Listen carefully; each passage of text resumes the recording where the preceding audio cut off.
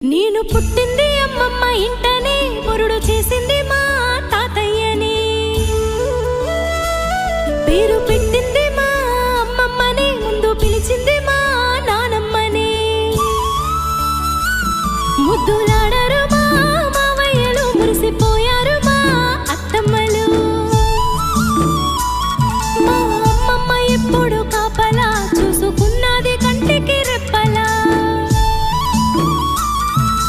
లాల పోసింది, జోల పాడింది, బుగ్గ చుక్క పెట్టి